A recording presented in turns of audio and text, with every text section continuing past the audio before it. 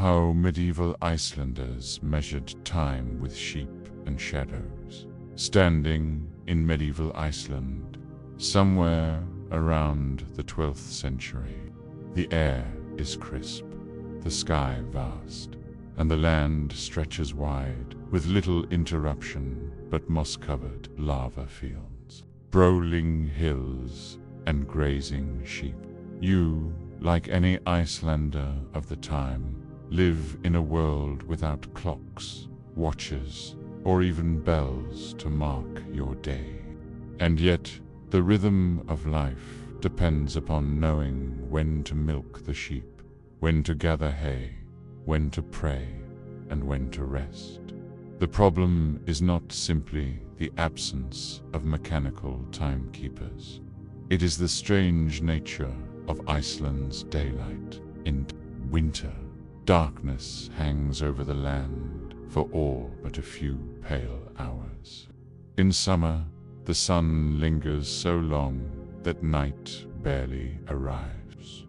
For people whose survival depended on careful timing of farm labor and communal gatherings, the question was practical.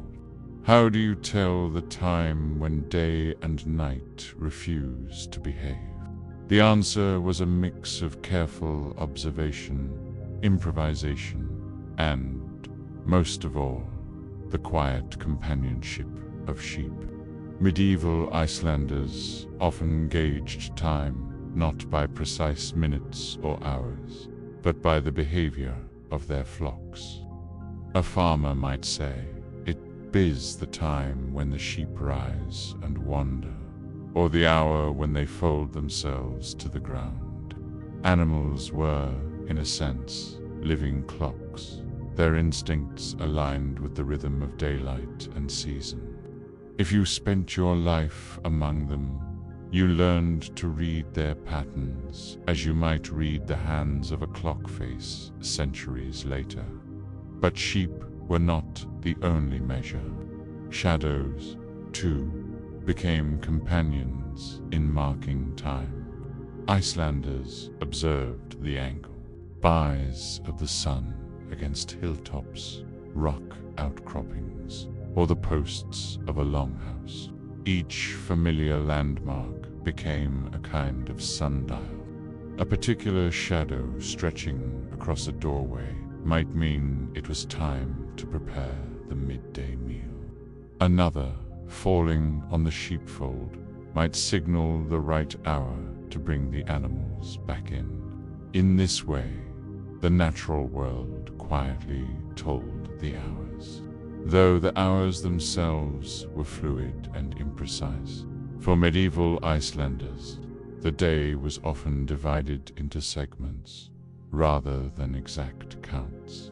There was Ektastagar, the eighth place, referring to a specific position of the sun in the sky, roughly corresponding to mid-afternoon. There was Midagi, understood not as a fixed noon, but as the broad stretch when the sun hovered high. These words carried more meaning in practice than any abstract number. Life was lived by tasks: the milking hour, the hay-cutting hour, the prayer time, the evening rest.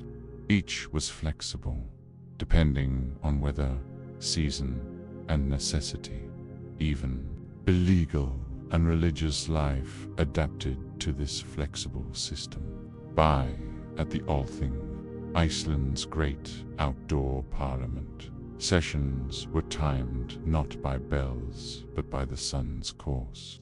Speeches and deliberations followed the slow arc of light across Thingvellir Plain. In churches, the canonical hours matins, vespers, compline were observed with adjustments to Iceland's peculiar day-night cycle. Priests learned to adapt to chant prayers in dim half-light or in endless twilight, trusting the sun's slow movement more than any strict timetable.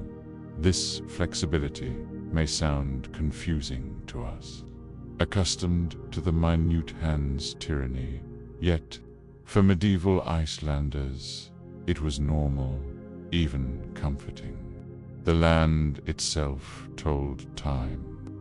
To live was to read the sky, the hills, the sheep, and to accept the small variations as part of the rhythm of existence. Precision was less important than a tune. What mattered was not whether it was exactly 2 o'clock, but whether it was the right time to turn hay before an approaching rain shower. Of course, there were attempts at greater precision.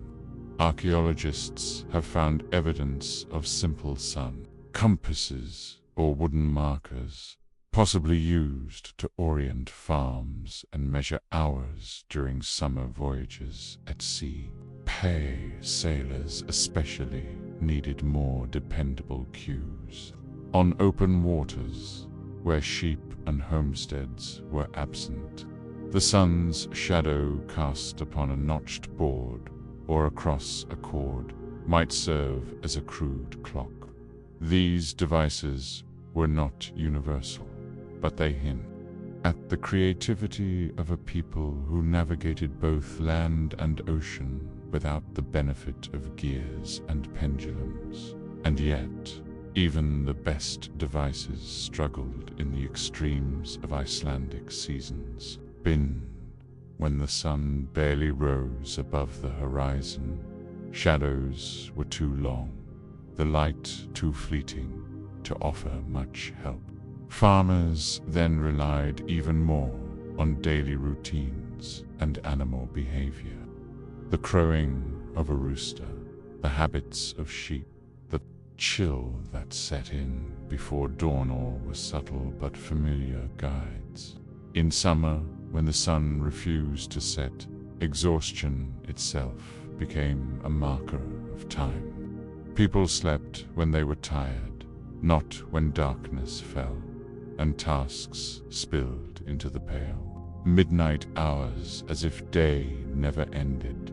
It is worth pausing to imagine this world more fully. Picture a farmer sitting outside his turf-roofed longhouse, watching the sheep graze. The sun hangs low, its light golden on the mossy ground. He knows, from the angle of the shadow on a nearby stone, that it is time to gather the animals for evening. He does not need a number or a clock face. The world has spoken the hour. The farmer rises, calls to his children, and the work continues. The rhythms of life, tied so closely to sheep and shadows, fostered a deep intimacy with the environment. People knew the sky's subtle shifts, the behavior of animals, the scent of the air before dusk. These details, seemingly boring, were the very structure of survival. Missing the right time to cut hay could mean losing winter fodder. Missing the moment to bring sheep inside could mean losing them to a storm. Time was not abstract, it was practical, lived and embodied in the land itself. One might ask, did medieval Icelanders feel the lack of clocks? The evidence suggests not. Their sagas and annals record disputes, feasts, voyages, and battles, but seldom complaints about not knowing the hour. Instead, their world operated on a slower scale, one where time was abundant, elastic, and integrated with the earth. Perhaps to them, the idea of a ticking mechanism dictating their lives would have seemed strange, even unnecessary. And yet, as we end this first part of the story, we are left with a question. When the wider world began to adopt mechanical clocks and stricter measures of time, how did Iceland, with its sheep and shadows, adapt to this new order? If Section 1 showed you Icelanders living by sheep and shadows, this next stretch brings us into a slow transformation. By the later Middle Ages, Iceland was not entirely cut off from Europe. Ships arrived from Norway, England, and even the Hanseatic towns of Germany, bringing timber, cloth, iron tools, and, along with these goods, new ways of organizing life. Among the most subtle imports was the foreign sense of measured time. Across much of Europe by the 13th and 14th centuries, monasteries and cities were already ringing bells to mark canonical hours. The invention of mechanical clocks, large, weight-driven mechanisms housed in church towers, was spreading through towns from Milan to Paris. These clocks were not especially accurate by modern standards, but they did something extraordinary. They regularized the day, carving it into units recognizable to all who heard the bell. For a peasant in France, the morning bell meant work began. The evening bell meant it ended. In Iceland, where settlements were smaller, scattered, and rural, the arrival of bells was both practical and symbolic. Churches, often modest turf structures like the homes around them, began to hang bells.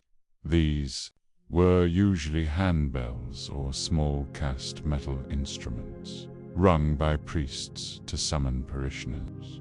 At first, bells were used more for gathering people than for dividing hours. A Sunday bell signaled worship, a bell at a wedding, a funeral, or a feast lent solemnity to the moment. But slowly, the notion that bells could mark segments of the day entered Icelandic life. Imagine hearing a bell ring across a windswept valley. Its sound might carry for a mile or two, mingling with the bleating of sheep and the rush of the wind. For those within range, the bell became a new kind of shadow-an audible measure of time. A farmer, hearing it, might recall the priest's words, "This bell marks midday prayers." He might glance at the sun and think, yes, the shadow is short, the sheep are grazing lazily, and the time is confirmed. Thus, bells did not replace older methods, but layered upon them, reinforcing what sheep and shadows already suggested. Another influence came from traders, Hanseatic merchants, who docked their ships at Icelandic harbors in the late 14th and 15th centuries. Lived by different rhythms, they measured time for bargaining, for departures, for cargo loading. To deal with them, Icelanders sometimes had to adapt. Merchants might say, "We will meet at the second hour after sunrise." To Icelanders, accustomed to flexible terms, like Ektar's Stogga, this felt oddly rigid. Still, trade required a shared understanding. Through these encounters, Icelanders learned to reckon with hours as outsiders defined them, even if in daily life they still preferred shadows and livestock. The sagas, too, hint at a growing awareness of more precise reckoning. In tales written down during the 13th century, we find occasional references to hours of the day, though not with modern precision. A character might be said to act at the third hour, or to travel until midnight. These phrases suggest that the language of hours, imported from the Latin tradition of the Church, was creeping into the Icelandic imagination. Yet it coexisted with older phrases tied to the land. When the sun was egged or when shadows were long. Still, the pull of Europe was slow. Unlike Paris or London, no Icelandic town boasted a great clock tower. The scattered farms and small settlements did not lend themselves to communal bells beyond the parish scale.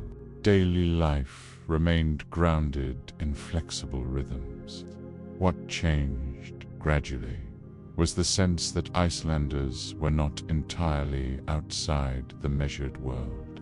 A young man who traveled to Norway for trade, or who studied briefly at a cathedral school, would return with stories of bells ringing at set hours, of monks rising at midnight for vigils, of sailors timing voyages by an hourglass filled with sand.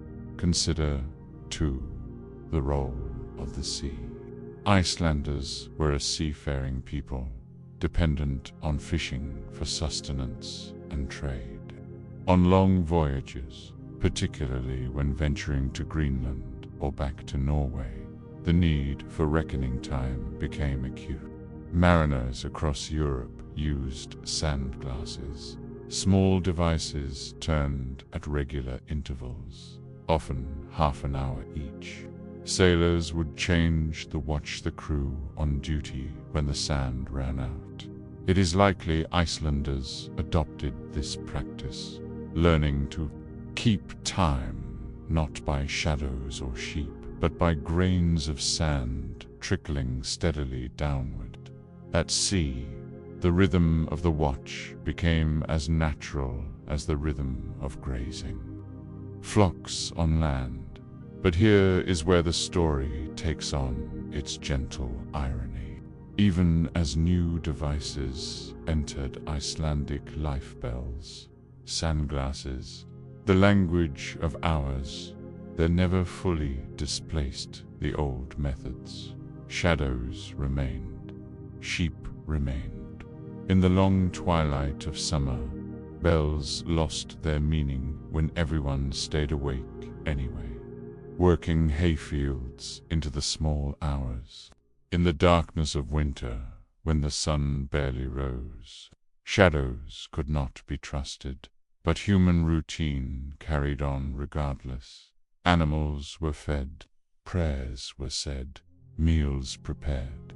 The land itself resisted the strict partitioning of time. By the late Middle Ages, Icelanders inhabited a hybrid world. On the one hand, they belonged to Christendom, observing canonical hours, recognizing the authority of bishops, and hearing of clock towers in distant lands. On the other hand, they lived in a landscape that defied precision, where days were long or short beyond any bell's control. Time remained flexible, patient, slow. Let us linger on this thought. Imagine, again, an Icelandic farmer, this time in the 15th century. He has heard bells in the parish church, perhaps seen a sandglass on a ship. Yet when he wakes in his longhouse, he listens first to the sound of sheep stirring.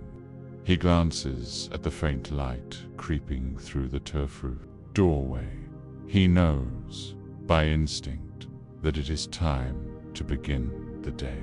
Bells may ring, sand may fall, but sheep and shadows still speak most clearly to him. And so we are left with a question. When mechanical clocks finally did spread widely across Europe, and even small towns acquired tower clocks, what happened? In Iceland, did the island embrace the strict tick of gears, or did it continue to trust the more patient voices of sheep and sun? If in section 1 we walked among sheep and shifting shadows, and in section 2 we listened to bells carried across valleys, In this final stretch, we linger with the slow arrival of mechanical timekeeping in Iceland. Unlike continental Europe, where towns and monasteries installed grand public clocks in the late Middle Ages, Iceland's path was quieter, delayed, and shaped by its landscape.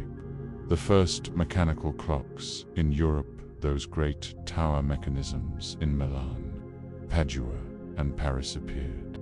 In the 14th century, there were marvels of iron, gears, and weights. But Iceland, with no cities of comparable scale and little local ironworking, did not adopt them immediately. Instead, for centuries longer, Icelanders relied on older, more adaptable methods. Time remained bound to natural rhythms. It was not until the early modern era, roughly the 17th century, that mechanical clocks began to arrive in significant numbers. These were not towering public installations, but small domestic devices, often imported from Denmark. A Danish merchant or official might bring a pendulum clock as a sign of prestige. A wealthy Icelandic household, perhaps a bishop's residence, might display such a clock in a hall. For ordinary farmers, however, clocks were curiosities rather than necessities. Life in rural Iceland continued to be ruled by tasks that cared little for precise hours. Sheep needed tending, hayfields mowing, fish drying, and meals prepared. These tasks were dictated by weather, season, and daylight more than by gears. Even into the 18th century, travelers remarked that Icelanders seemed to live by natural hours, adjusting their work fluidly to conditions. A storm might delay fishing. A burst of clear weather might extend haymaking far into the night. What the clock did offer, slowly, was a sense of connection to the wider world. As Iceland fell more firmly under Danish rule, officials expected reports, schedules, and correspondence that assumed clock time. A ship departing from Copenhagen could be described as leaving at 6 in the morning. To match such precision, Icelandic scribes and clerics began to employ clock hours in their writing. Gradually, the language of hours displaced the old references to actastaja, though the latter lingered in oral tradition. Consider an image. A modest Icelandic farmstead in the late 18th century. On the turf shelf above the hearth sits a small pendulum clock, its brass face imported at great cost.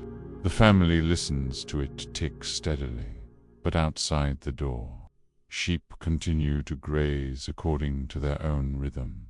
The sun arcs low in winter, bend high in summer, and shadows lengthen as they always have. The clock does not replace these signals. It joins them, one more voice in a chorus of time. Yet even as clocks spread, Iceland's relationship to time retained a certain softness. Travelers in the 19th century observed that appointments in Iceland were often vague. A meeting might be said to take place in the morning, but precisely when was flexible. In a land where daylight could last nearly all night, why insist on a rigid 9 o'clock? The people adapted the clock to their world, not their world to the clock. By the 20th century, of course, modern schedules arrived with steamships, telegraphs, and eventually airplanes. School bells rang, factories demanded punctuality, and Iceland joined the international system of standard time zones. The shadow of the sheep gave way to the tick of the watch, and later, the digital display. Yet, memories of the older ways lingered. In folk tales and proverbs, one still finds references to shadows and natural markers. Even today, in Icelandic culture, there is a certain elasticity to Timon echo of those centuries when sheep and shadows were the most reliable clocks. We might ask ourselves what is gained and what is lost when time becomes mechanical. The Icelanders, who once listened for bells or watched the length of a shadow, lived in a rhythm more closely tied to their environment. Each day was a conversation with the sun, the sheep, the weather. Precision was less important than attunement. The arrival of the clock brought consistency, but it also introduced rigidity. A bell could ring in any weather. A gear could tick regardless of the sun's arc. Imagine lying in a turf house on a winter's night in 1700. Outside, darkness has wrapped the land since mid-afternoon. Inside, the hearth glows faintly. A pendulum swings, ticking softly, brought from Denmark by a merchant. Yet you might still fall asleep not by the clock's command, but when your body yields to fatigue, just as your ancestors did when they judged the hours by sheep and shadows. The clock's voice is present, but it is not absolute. The story of Iceland's timekeeping, then, is not about the sudden replacement of one system by another, but about layering. First came the land itself, offering long light and long dark. Then came sheep and shadows, the patient indicators of daily rhythm. Then bells, faint reminders of Europe's canonical hours. Then sandglasses at sea, marking watches in half-hour turns. Then clocks, pendulums, gears.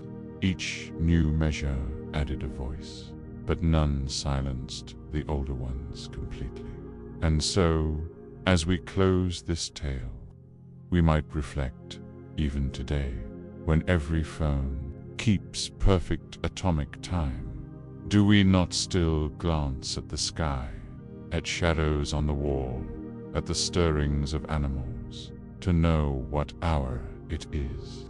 Do we not still, in our own ways, live by sheep and shadows?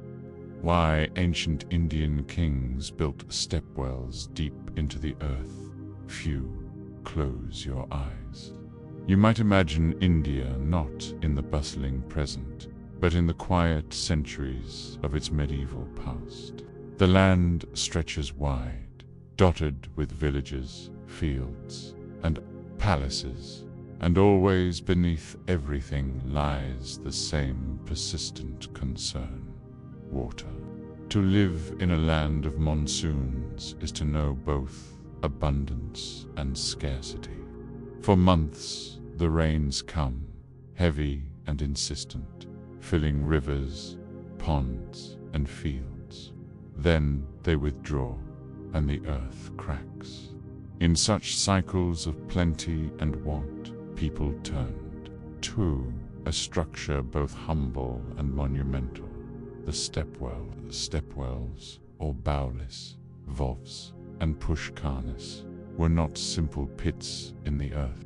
They were carefully engineered, stone-lined stairways that descended to the water table, allowing villagers to walk down and draw water even in the driest seasons. Unlike wells elsewhere in the world, which relied on ropes, buckets, and winches, Indian stepwells invited you to enter them physically. You descended level by level, stone step by stone step, until the air grew cooler and damp, and the dark surface of water shimmered at the bottom. The earliest traces of stepwells reach back into antiquity.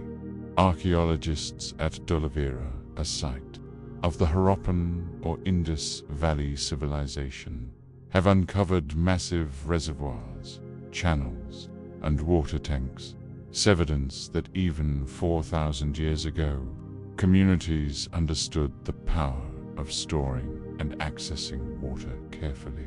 By the early medieval period, around the 6th or 7th century CE, stepwells began appearing with recognizable form in western India, especially in Gujarat and Rajasthan. Here, the climate demanded ingenuity. Summers blistered, and the monsoon was uncertain. To survive, one needed a way to hold water patiently underground. Kings and local rulers sponsored these projects, for water was not only practical but sacred. In Hindu cosmology, water is tied to purity, fertility, and divine favor. To build a well or a tank was an act of piety and public generosity. Inscriptions carved into stone often recorded who commissioned the work, and many were royal women queens and princesses whose gifts of water secured merit for themselves, their families, and their communities. A queen's stepwell was both a civic service and a spiritual monument. You can picture the construction. First, masons and laborers chose a site where the water table lay near enough to be reached. Then they cut a vertical shaft deep into the earth. Around this shaft they laid massive blocks of stone, fitted without mortar, locked in by precision. Put from the surface, a staircase began, spiraling or descending in linear flights, flanked by platforms and landings.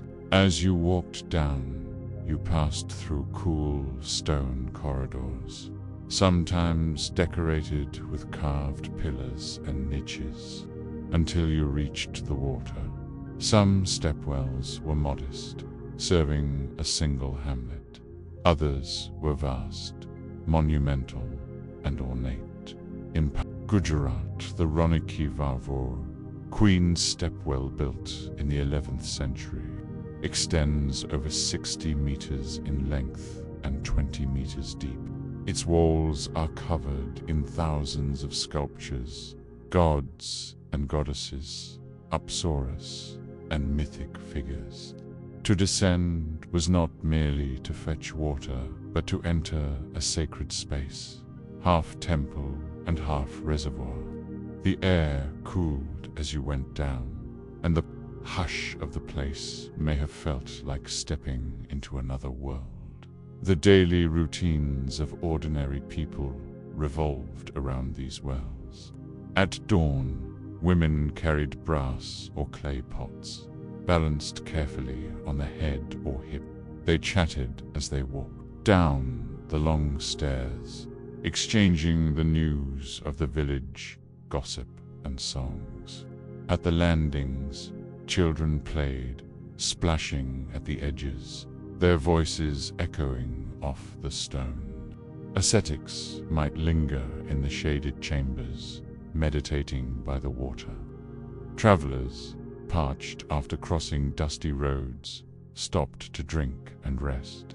Step became not only utilitarian spaces, but social ones, where the rhythms of the community converged.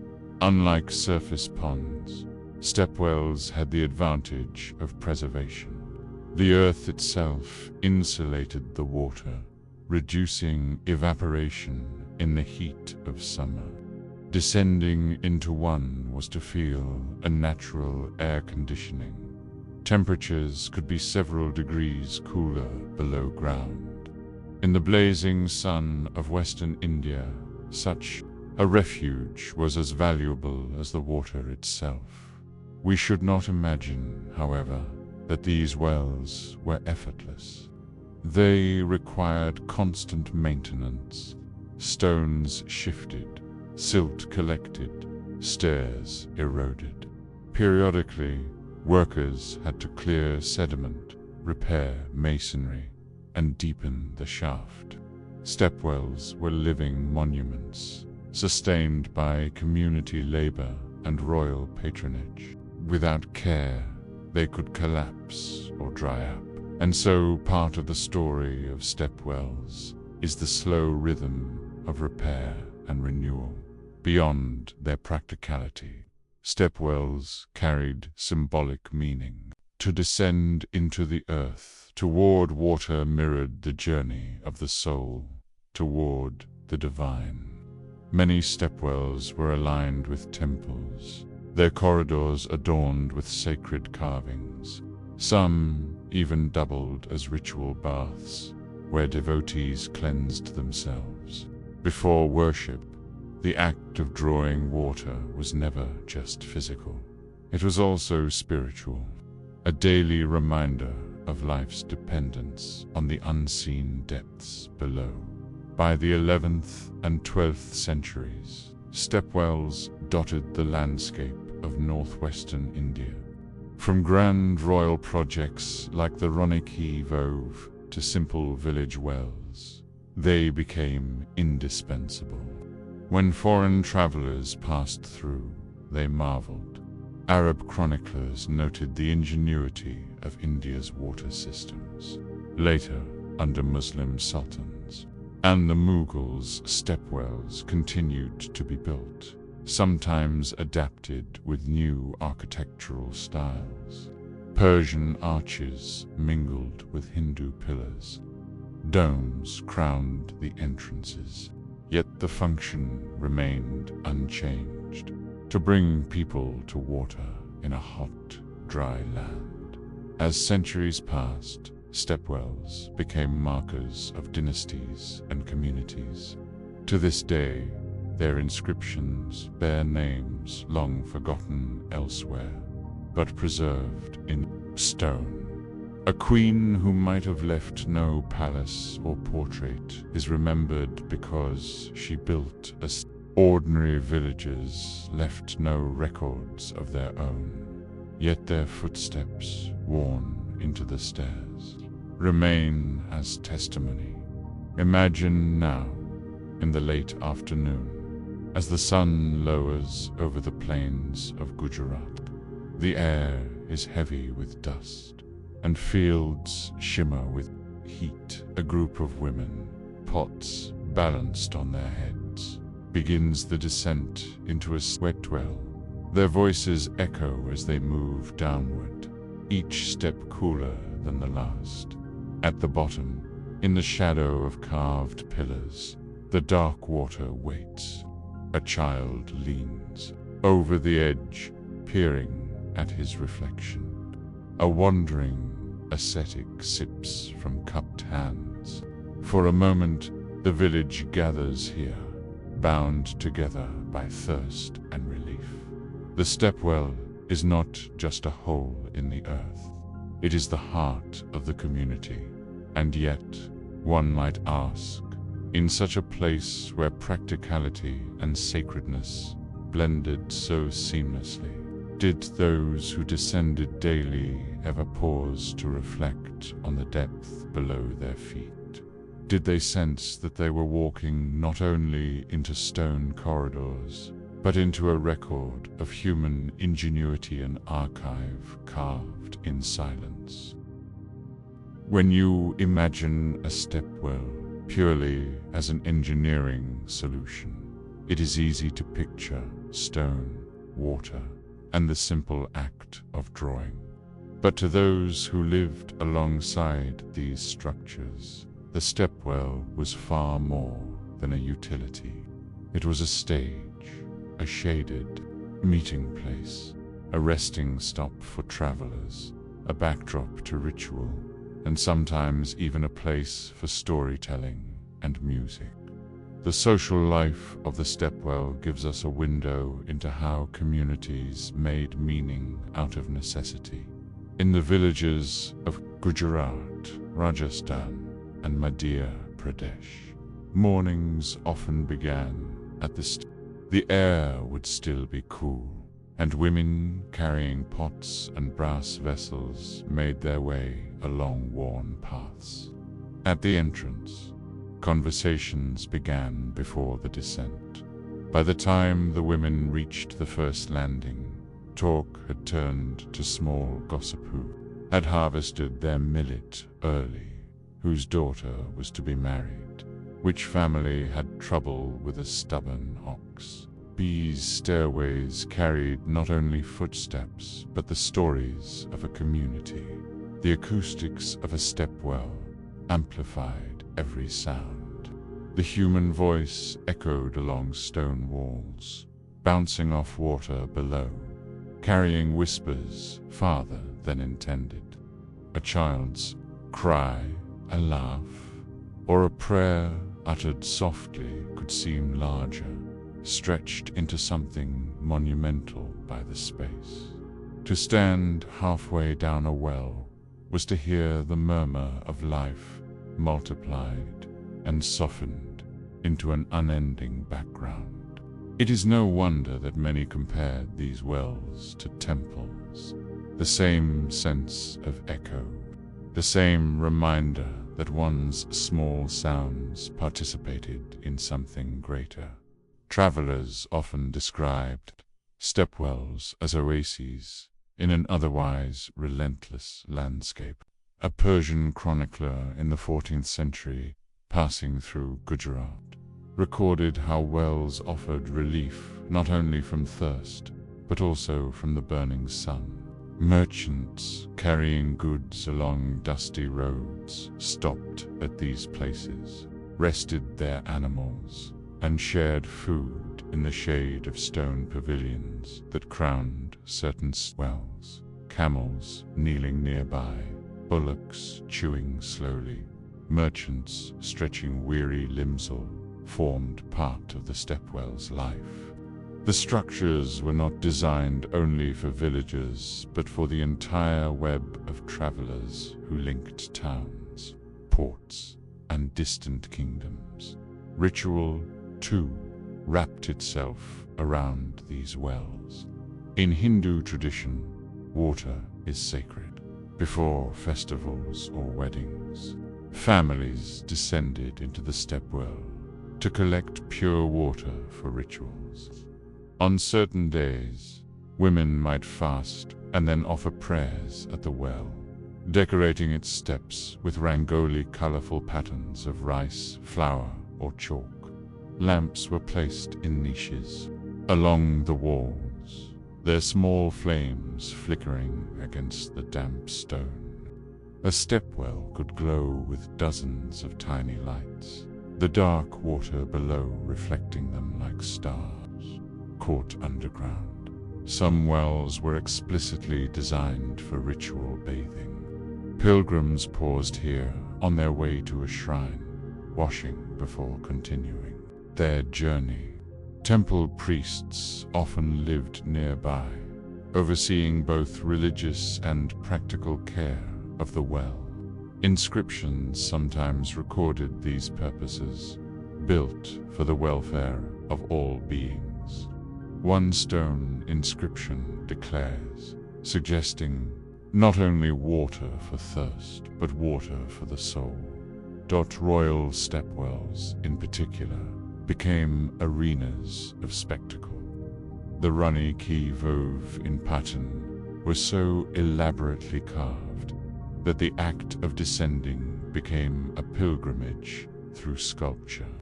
Each landing revealed panels of gods and goddesses: Vishnu reclining on the serpent Ananta, Shiva in meditation, Lakshmi with her lotus, and celestial dancers frozen mid-gesture.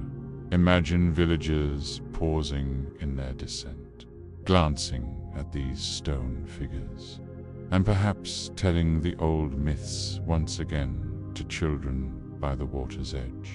In such places, everyday life and divine presence mingled quietly.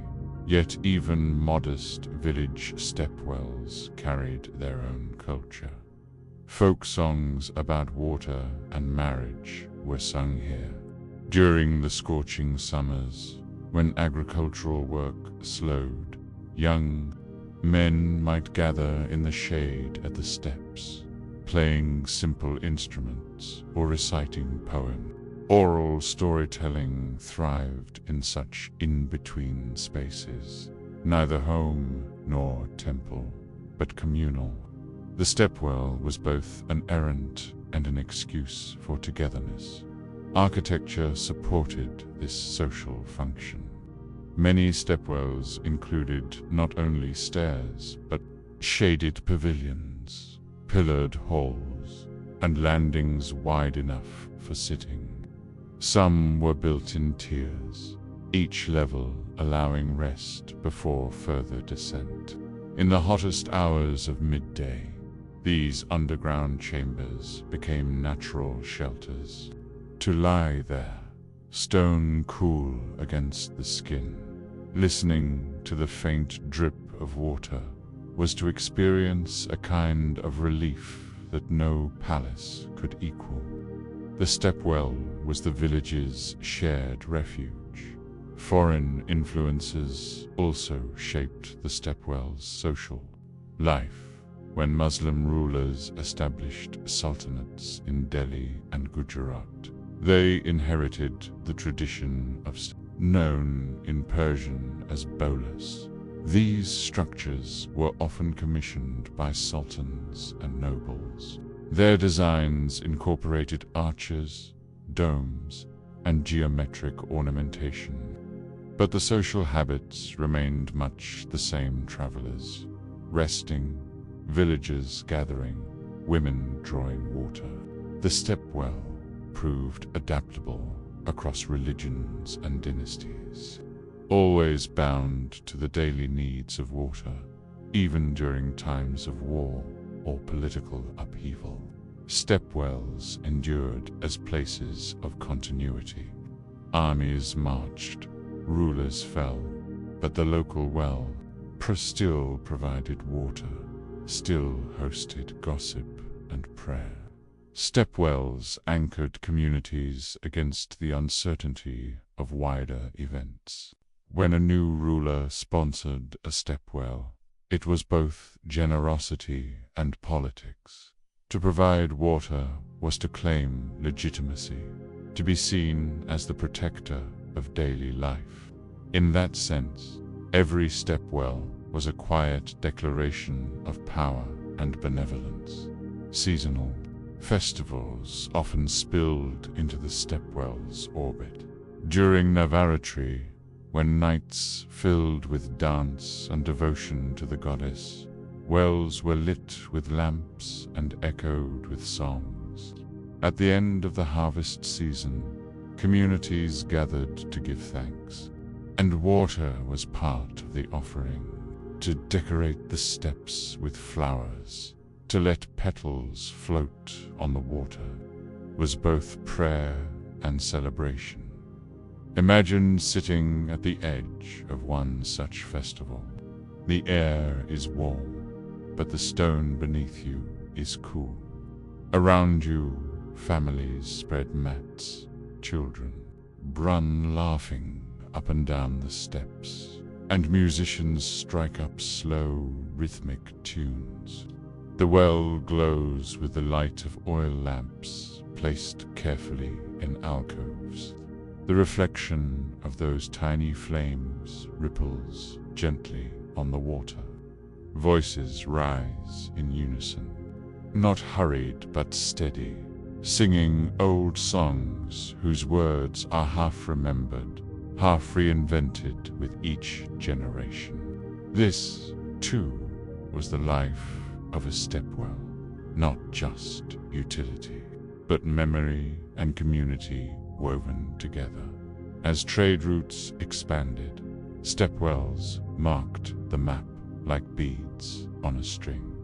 Merchants carrying spices cotton, or salt, could plan their journeys around Bend, knowing that each well provided not only water but a chance to rest, socialize, and hear news.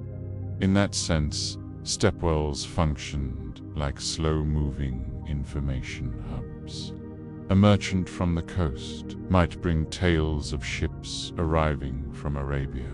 Another from the Deccan might speak of local famines or festivals. Stories spread not by messenger, but by the gradual drip of conversation at each stepwell along the route. The social role of the stepwell reached beyond India. In later centuries, British colonial officials noted them in reports, sometimes with admiration for their ingenuity, sometimes with dismissive curiosity.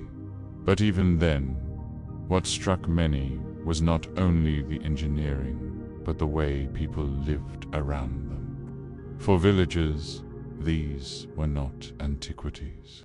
They were living spaces, threaded into the ordinary fabric of daily existence.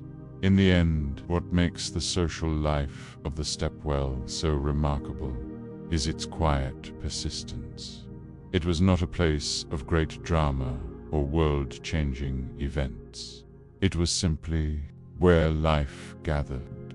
And perhaps that is why, when one stands in a deserted stepwell today, the silence feels thick.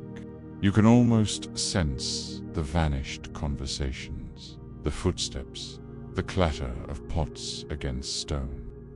The architecture remains, but the people who animated it are gone, leaving only an echo. But this raises a lingering thought. If stepwells were once such vibrant centers of life, what happened to them in later centuries, when new technologies and political changes reshaped the landscape of water? Did they fade gently into memory, or were they abruptly abandoned? By the 18th century, the long dominance of the stepwell as a centerpiece of Indian life began to wane. Their decline was not sudden. Rather, it arrived in stages, as slowly as the seepage of groundwater they once captured. The world around them changed politically, technologically, and socially, and these subterranean marvels gradually lost their central role in daily survival. The first cause of decline was practical. New methods of water management, especially canals and masonry reservoirs, began to compete with wells. In some regions, rulers invested in large-scale tanks and aqueducts that could store and transport more water than a single well. Stepwells were impressive, but they were also costly to maintain. Stone steps cracked, algae spread, wooden pulleys rotted, and, if not regularly cleaned, wells could become stagnant. In the older days, villages and kings alike organized care. But with changing times, the social mechanisms of upkeep weakened. Then came the expansion of the Mughal Empire. Although Mughals occasionally sponsored spells, their preferred waterworks were gardens with flowing channels and fountains. The imperial aesthetic leaned toward surface water features, designed to be seen rather than subterranean structures. Stepwells did not vanish overnight, but they receded from the architectural imagination. Inscriptions from the later 16th and 17th centuries show fewer commissions. The tradition had not ended, but it was no longer flourishing. Colonial rule accelerated the decline. British administrators in the 19th century viewed stepwells with suspicion. They saw them as unhygienic, prone to contamination, and difficult to regulate. Reports from colonial sanitary commissions warned that open wells were dangerous breeding grounds for disease.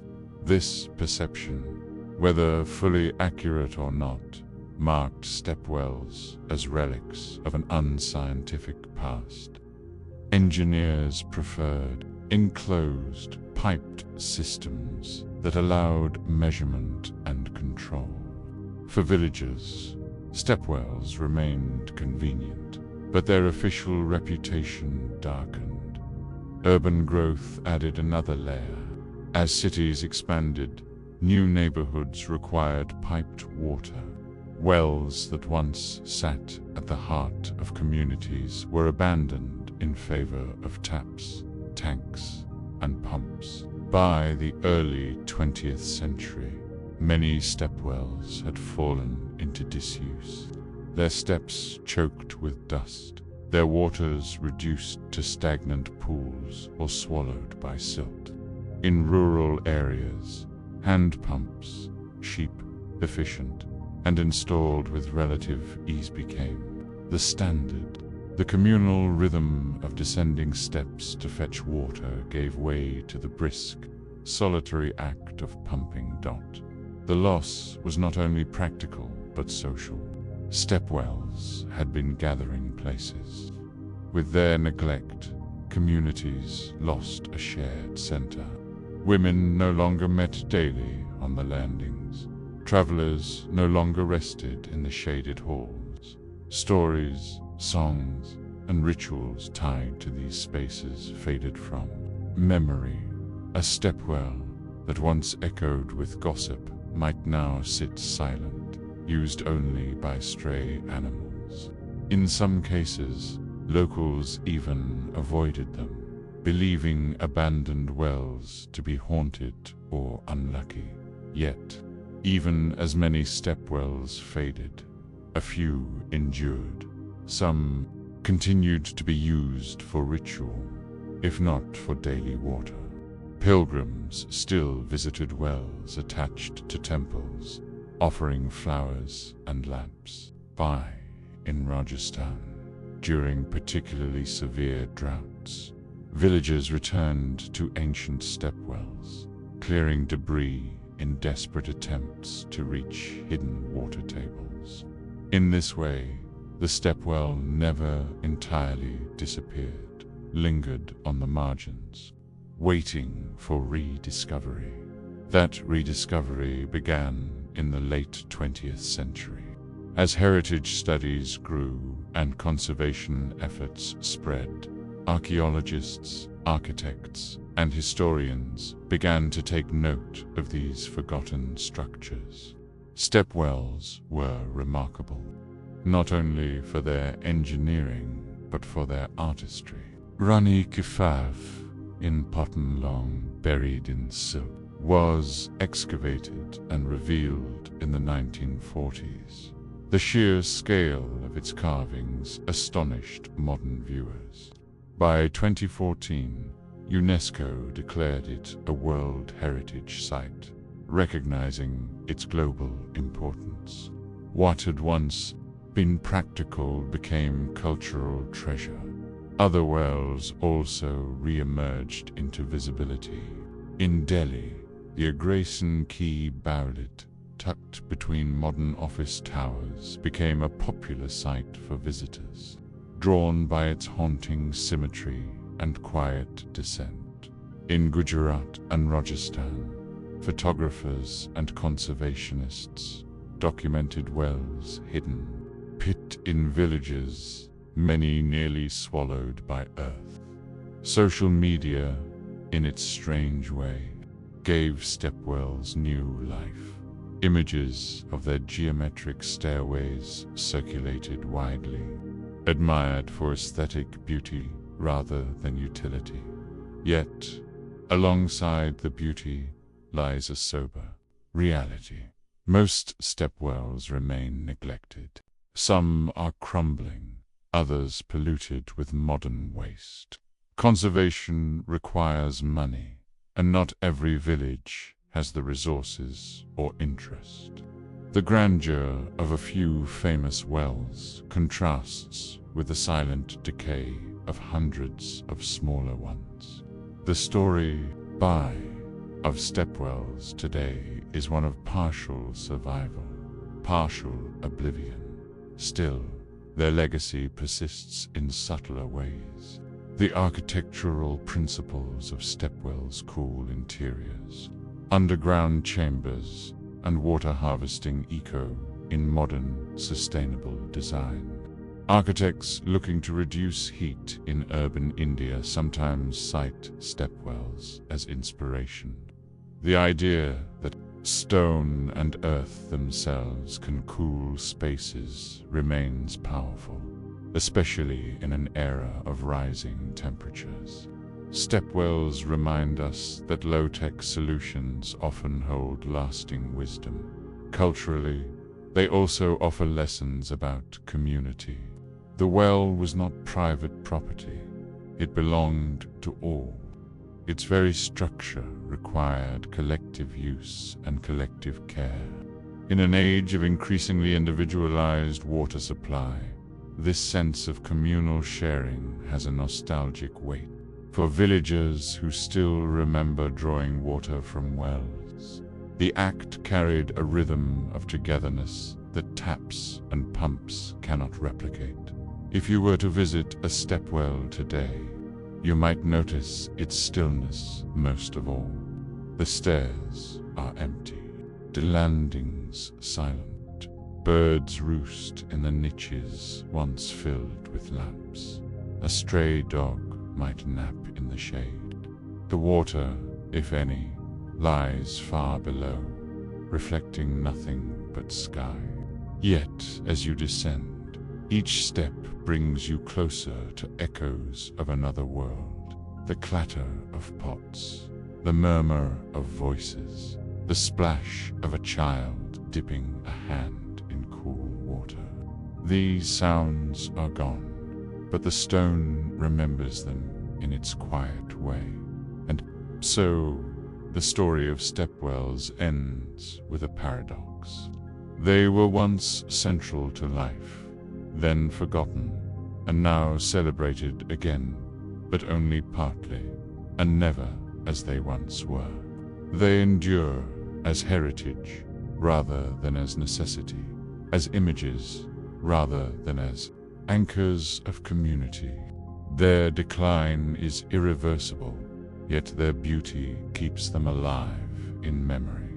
Perhaps the lingering question is this: in an age of climate change and water scarcity, might the wisdom of the stepwell return, not as nostalgia, but as necessity? Could the slow art of descending into the earth to meet water, shared by all, find relevance once again? How ancient Romans preserved fish with garamif. You imagine the diet of an ancient Roman. You might think first of bread, olives, or perhaps wine. These were indeed staples, but there was another item that sat quietly at the center of Roman kitchens, bar and taverns alike. Garum, a fermented fish sauce that flavored nearly everything. To modern ears, the idea may sound unpleasant, yet for centuries, garum was not only tolerated, it was adored. It was, to the Roman world, what ketchup, soy sauce, or hot sauce might be today. A universal seasoning, crossing class lines and finding a place at almost every table. But how did it begin? To answer that, you have to picture the Mediterranean. In the centuries before Rome rose to prominence, fishing was an ancient craft along these coasts, practiced by Phoenicians, Greeks, and Carthaginians. They all understood a simple truth: fish spoiled quickly. Unless you lived right by the shore, a freshly caught catch could not travel far. The solution was to preserve it. Drying and salting were well known, but someone, at some point, discovered that if you packed small fish or even fish guts into a container with layers of salt and left them under the hot sun, the mixture would transform. Over weeks or months, it would liquefy into a pungent, amber-colored sauce. The Greeks had a name for it, gyros. The Romans borrowed both the name and the practice, refining it into a central feature of their cuisine. The Romans, as they often did, expanded a simple idea into an industry. Garum was not just an occasional condiment. It became a commercial product, produced in large factories along coastlines from Spain to North Africa. Amphorae filled with garum traveled across the empire, stacked in ship holds beside wine and olive oil. The sauce was so common that archaeologists sometimes joke, if you want to know whether a jar held garum, just imagine whether it would smell bad after 2,000 years. The answer is usually yes. But what made this sauce so beloved? Its secret lay in a property we now call umami, savory depth, that enhances other flavors. The Romans had no chemical word for glutamates, but they knew by taste that garum made food richer, saltier, and somehow more satisfying. They drizzled it over meats, mixed it into stews, stirred it with wine, and even used it in desserts. The Roman cookbook attributed to Apicius, a collection from the 4th or 5th century CE, contains hardly a recipe without it. To make lamb stew, add garum. To dress boiled vegetables, add garum. To flavor a sweet custard, add a little garum. It was everywhere.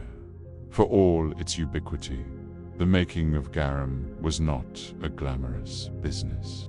Imagine a coastal workshop in southern Spain, perhaps near modern Cadiz. Large stone vats, half buried in the ground, stand under the open sun. Workers bring baskets of small fish anchovies, sardines, or mackerel along with the innards of larger catches. They layer the fish with coarse salt, pressing them down.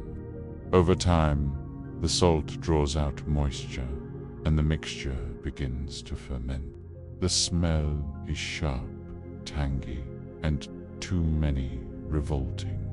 Yet after weeks or months, a clear liquid rises to the top. That liquid is skimmed off carefully, pure garum, prized for its clarity and golden color. What remained at the bottom, a thicker paste of fishy solids, was called a lecker, cheaper byproduct, eaten by the poor dot. Thus, even within the world of fermented fish, there were class distinctions. Wealthy Romans purchased fine garum bottle, in amphorae stamped with the producer's mark, often at great expense. Poorer households used elec, or diluted sauces, but no one was without it. From senators in Rome to soldiers on the frontier, garum united the empire in taste. The trade of garum was so profitable that entire towns prospered from it. At Pompeii, archaeologists have uncovered workshops with vats still intact, some bearing graffiti boasting of their quality. One producer called his garum the flower of liquamen, advertising it like fine wine. Amphorae labels survive with descriptions such as flows, garum sociorum, the finest flower of garum from the Allies. Just as modern markets distinguish between brands of olive oil or bottles of wine, Romans compared garum for quality and origins. Spanish garum was considered especially excellent, while North African varieties also gained renown. The scale of the industry is hard to overstate. Along the coasts of Iberia, especially near Belo Claudia in modern Tarifa, Spain, entire complexes of garum vats stretched in rows. Ships carried their cargo not just to Rome, but across the Mediterranean, and even to northern provinces. In Gaul and Britain, amphory fragments show that garum reached as far as the winds would carry Roman trade. The source became part of cultural exchange itself. A jar of garum found in a remote outpost was a reminder of connection to the wider empire.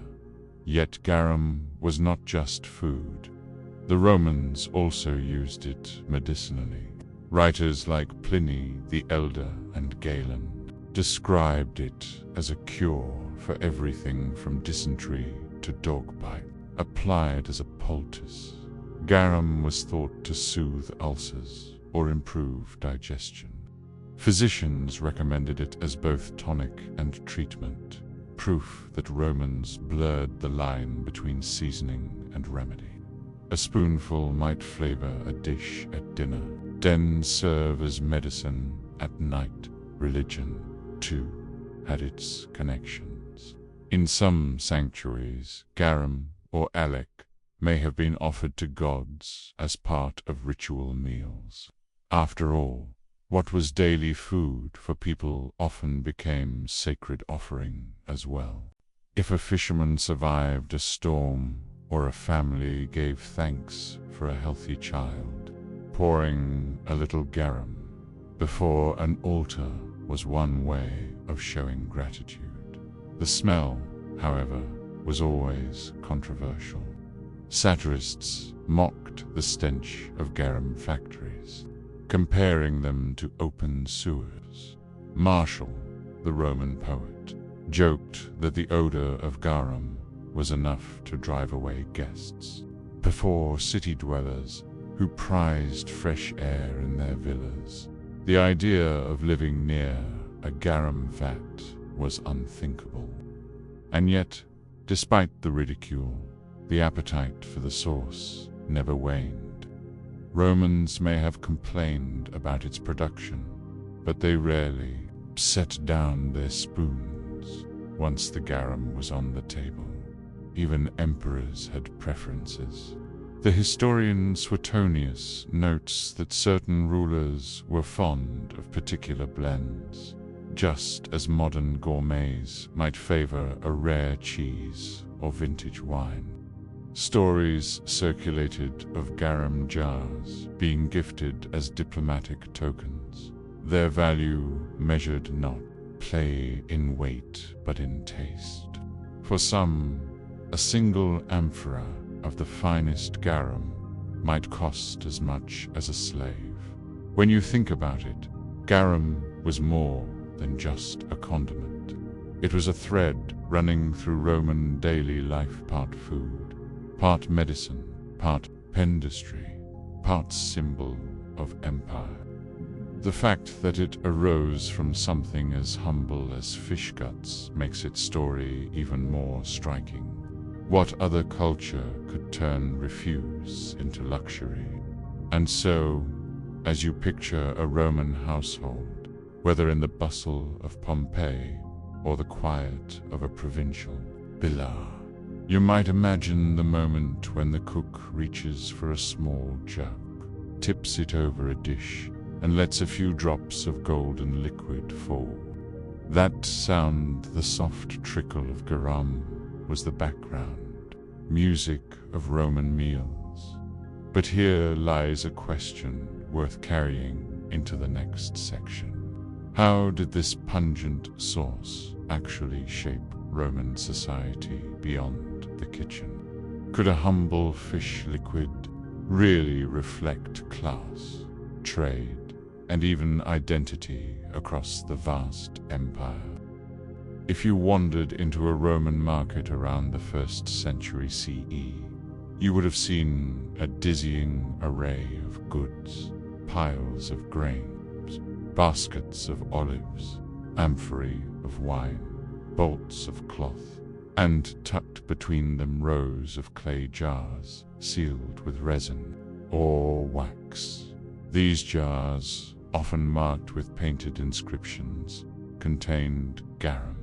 It might be easy to overlook them, especially among the barrels of olives or towering stacks of fruit. But for the Romans, these jars were essential. Garum was not just a sauce, it was a constant companion to food. Archaeologists at Pompeii have found amphorae with their painted labels still legible, some advertising garum of the allies or of Scaurus, a producer who left his mark in bold letters. Scaurus in particular became a recognizable brand of the earliest examples of what we might now call food marketing. Inscriptions boasted of his garum's quality, noting that it was the flour of fish sauces, clear and free from impurities. Customers who purchased an amphora from Scaurus were not just buying seasoning. They were buying reputation, trust, and a promise of excellence. Yet, garum was not confined to the kitchens of the wealthy. Street vendors used it to flavor cheap meals of beans, porridge, or boiled greens. Soldiers carried it in small containers, adding a drop to their rations to enliven otherwise bland bread or barley gruel. Sailors aboard merchant ships seasoned their fish and lentils with it. Even the poor, who could not afford the fine, filtered versions, could purchase a lecther thick paste left at the bottom of fermentation vats for a fraction of the cost. To eat without garum was, in many ways, to eat without flavor. Roman cooks were inventive in their use of the sauce. They mixed it with wine to make a sharp condiment called negrum. They combined it with vinegar and pepper to create spiced dressings. They blended it with oil for marinades, or even with honey for sweet savory glazes. One recipe in Epicus recommends cooking pork and then basting it with a mixture of garum and honey until it caramelizes. Another suggests adding garum to a custard dish, a combination that surprises modern tastes, but was evidently pleasing to Roman palates. The sauce's versatility was endless. It acted as salt, stock, and seasoning all in one. The trade of garum reflected the social fabric of the empire. Wealthy households imported the finest varieties from Baetica in Spain, or from Lusitania, where the clear, amber-colored liquid was thought to be superior. These were costly, arriving in sealed amphorae, sometimes as diplomatic gifts. A Roman senator might serve such garum to his guests at a banquet, much as a modern host might uncork a prized bottle of wine. In contrast, ordinary families relied on cheaper local varieties. The divide between fine garum and alec mirrored broader distinctions in Roman society, between patricians and plebeians, between the cosmopolitan elite and the common laborers.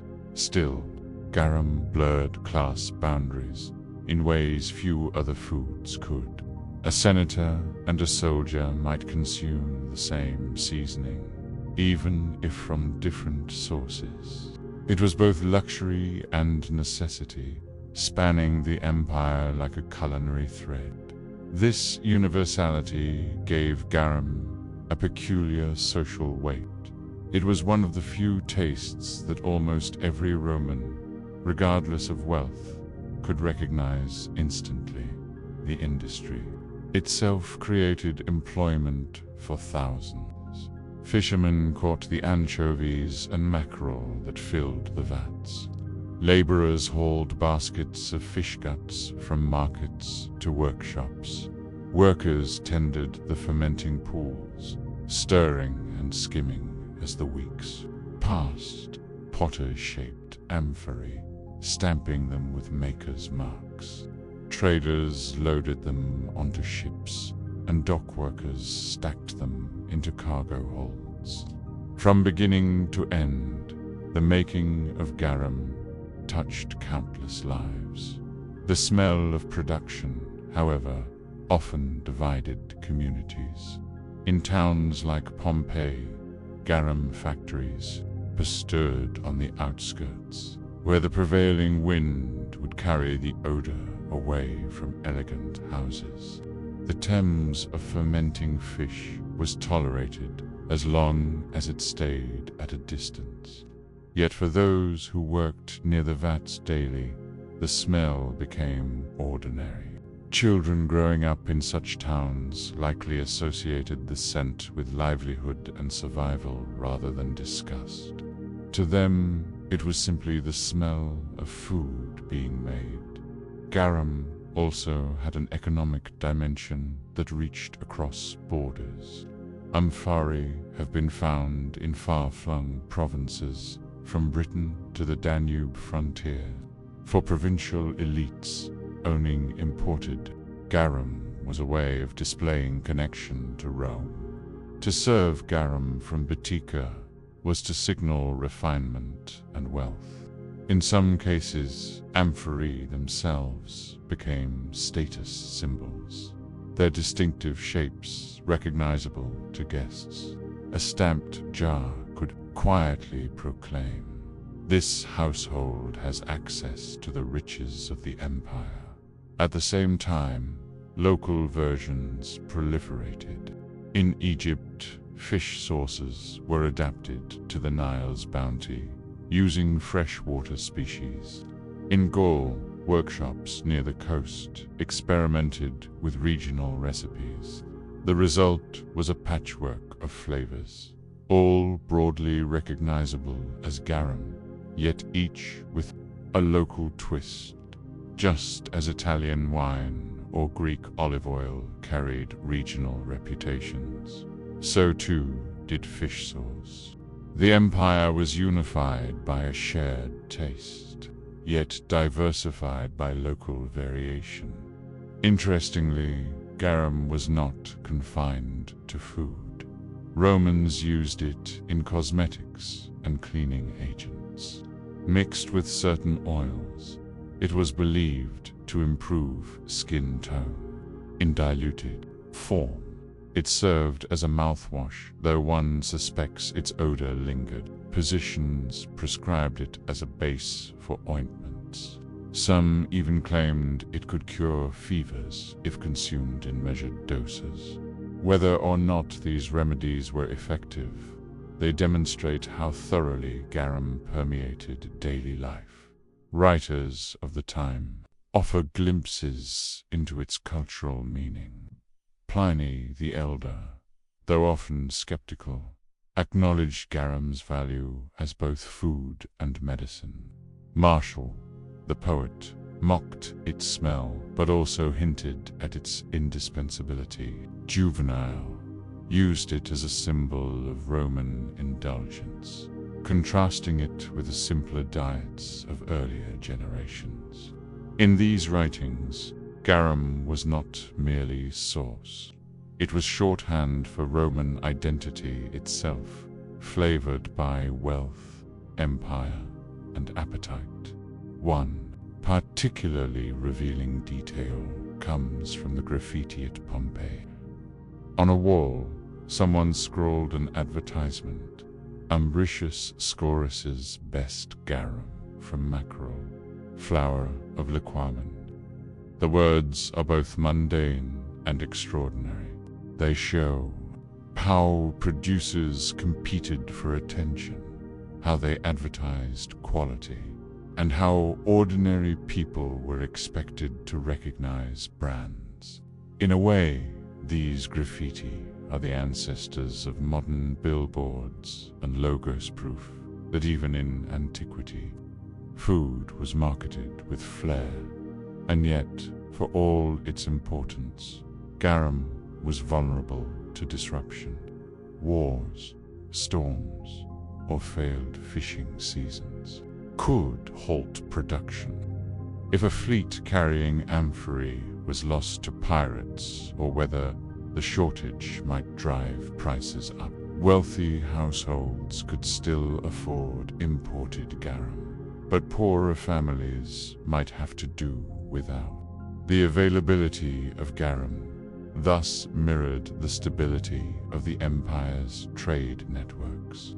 When ships sailed smoothly, the source flowed. When chaos struck, flavor itself became scarce by the 2nd and 3rd centuries CE.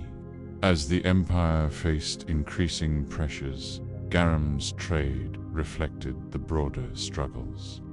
Production centers shifted, demand fluctuated, and new sources began to compete. But during the height of Rome, garum reigned supreme. Its presence in kitchens, marketplaces, and even medical texts reveals a society deeply shaped by taste.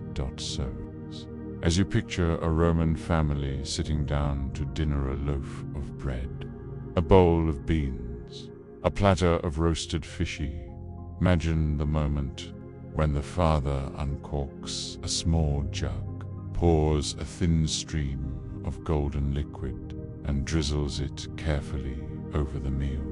The aroma fills the room, sharp and salty, binding the household together in a flavor that was as Roman as the Latin language itself. But here lies the lingering question. What happened when the empire itself began to falter? Could a source that united Romans survive the centuries of change, invasion, and collapse that followed? As with many things in Roman life, garum's story is bound up with the fortunes of the empire itself. While the 1st and 2nd centuries CE marked the golden age of its production and trade, the centuries that followed brought slow changes. At first, garum remained a staple amphorae, continued to flow into provincial towns, and local producers thrived. But signs of decline began to appear, subtle at first, and then impossible to ignore. The reasons were not simple. The Roman economy in the 3rd century grew less stable. Trade routes, once protected by powerful fleets, were now vulnerable to piracy, raids, and the shifting borders of war. Amphorae that once traveled smoothly from Spain to Rome faced delays, shortages, or loss. Production centers along the coasts of Baetica, Lusitania, and North Africa remained active, but their reach shrank. For households accustomed to the steady availability of garum, these interruptions may have felt like the absence of salt itself. At the same time, tastes began to evolve. Later Roman writers mention other condiments gaining favor, thicker sauces, sometimes made from fermented beans, or pastes flavored with herbs and spices. These may have been cheaper to produce and less dependent on coastal fishing. The empire was becoming more fragmented, and so too were its culinary traditions. There was also the matter of amphorae. For centuries, These clay vessels had been the backbone of garum distribution, but amphorae were bulky, heavy, and prone to breakage. By the late Empire, wooden barrels increasingly replaced them for transporting wine and oil. Garum, however, did not travel as well in wood. The salty liquid seeped, warped, or spoiled. Tear without the infrastructure of amphora production and long-distance shipping. Garum lost much of its economic backbone by the 5th century. As the Western Empire disintegrated, garum production in its traditional centers dwindled. Archaeological evidence shows factories abandoned, vats silenced, and trade networks broken. Yet this was not an abrupt end. In some places, especially in the Eastern Mediterranean and Byzantine world, fermented fish sauces lingered for centuries. Byzantines continued to use condiments like garos or liquamen, sometimes in recipes strikingly similar to those of Apicius. In the Arab world, variations of fish-based seasonings also appeared. The idea of preserving fish through fermentation was too practical, too enduring, to vanish entirely. In the West, though garum faded from memory, medieval Europe embraced other flavors: pungent cheeses, sharp mustards, aromatic herbs. Salt itself became easier to obtain through expanding trade routes and salt works, reducing the need for fermented substitutes. Where garum had once been, the universal seasoning new condiments took its place.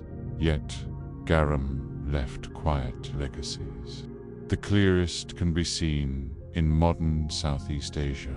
Sources like Nam Pla in Thailand, Nuoc Mam in Vietnam, and Potties in the Philippines bear striking resemblance to Roman garum, whether through ancient contact along the Indian Ocean or through the independent discovery of similar techniques. The result is the same: a sharp, clear liquid extracted from fermented fish, used to flavor almost everything. To taste these sauces today is to taste something remarkably close to what a Roman might have drizzled over beans 2,000 years ago. There are also echoes in the Mediterranean. In Italy, a condiment called Collitura di Alici is still made in parts of Campania, where anchovies are fermented in wooden barrels and the liquid carefully collected. While its production methods differ from Roman garum, the resemblance in flavor and use is undeniable. Food historians often call it garum's descendant, a thin, salty bridge between antiquity and the present. Even in language, traces remain. The Spanish word salsa and the French sauce both descend from the Latin concept of seasoned liquids like garum. The very idea of sauce as an essential companion to food owes something to this Roman tradition. For archaeologists, garum provides invaluable insight into trade and society. Amphorae stamped with makers' marks allow us to trace networks of commerce. Residue analysis reveals the species of fish used, confirming texts that describe mackerel or anchovies as prime ingredients. Chemical studies even detect the presence of certain amino acids, confirming that fermentation produced the same savory compounds glutamates that modern chefs prize for their umami flavor. In a sense, garum is an ancient precursor to monosodium glutamate, flavoring food with natural umami centuries before scientists gave it a name. And yet, perhaps the most enduring legacy of garum is not in taste or chemistry, but in what it reveals about ordinary Roman lives. Through garum, we glimpse the diet of soldiers on distant frontiers, the branding strategies of merchants, the habits of cooks, and the aspirations of provincial elites. We see how a humble source could unite rich and poor, citizen and slave, senator and sailor. Garum was not glamorous, but it was constant. It is easy to imagine a scene near the end of the Roman world. A small coastal workshop still operates in Batica. The vats are fewer now, the exports smaller. The fishermen bring in their catch, and the workers spread the entrails in the sun. Weeks later, they collect the liquid, filling jars with care. A trader loads them onto a ship, bound not for Rome but for local markets. The amphorae may never leave the region, yet the tradition persists. Somewhere, a family still drizzles garum over their meal, savoring the same taste their ancestors knew. And as the centuries pass, the memory of garum lingers faintly in texts, in ruins, in recipes transformed. Even when forgotten, it leaves shadows like the outlines of amphorae found in Pompeii's ashes. Their contents long evaporated, their labels still faintly visible. The story of garum is not only about food, but about the persistence of human ingenuity. How people take what they have, fish, salt, sunlight, and turn it into sustenance, trade, and culture. So when we think of Rome, we often picture legions marching, emperors ruling, or aqueducts carrying water across landscapes. Yet just as central to daily life was the quiet drizzle of a golden liquid, sharp and salty, that flavored beans, bread, and fish. In every drop of garum was the story of survival, taste, and the strange way ordinary things hold empires together. And perhaps the most curious question remains: if garum had never vanished from Europe, how different might modern cuisines taste today?